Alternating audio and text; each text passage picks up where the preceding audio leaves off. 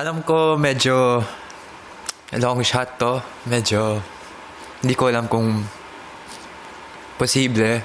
Pero tatanong lang sana ako kung posible ba i-trade ko yung spot ko kay Cyril sa nomination. Bakit? Kapamilya for kapamilya.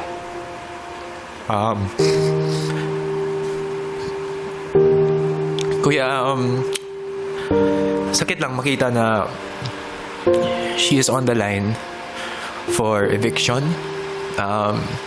She's only been here for 3 weeks, kuya. I know she has a lot pa to prove. I know she has so many reasons why she's here. Siyempre, for her family. I don't want her to be in this position na close to leaving. Alam ko, sobrang lakas ni Cyril. Kaya niya to. Pero I'd rather sacrifice myself for her, kuya. Bakit? Sa lahat ng nominees, sa kanya mo gusto kang makipagpalit?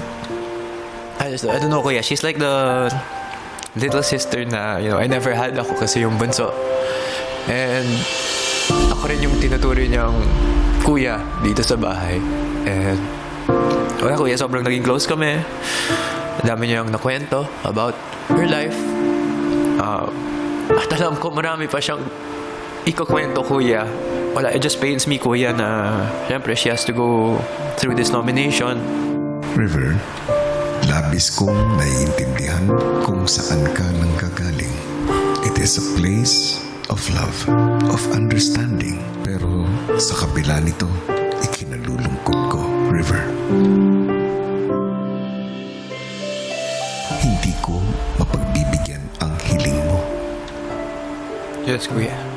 Ang bawat isa sa inyo ay may laban na kailangang harapin. At sa pagkakataong ito, bahagi si Cyril doon. Bilang kaibigan, River, hayaan mo siyang lumaban. Kilala natin si Cyril. Malakas siya, kuya. Matapang yun.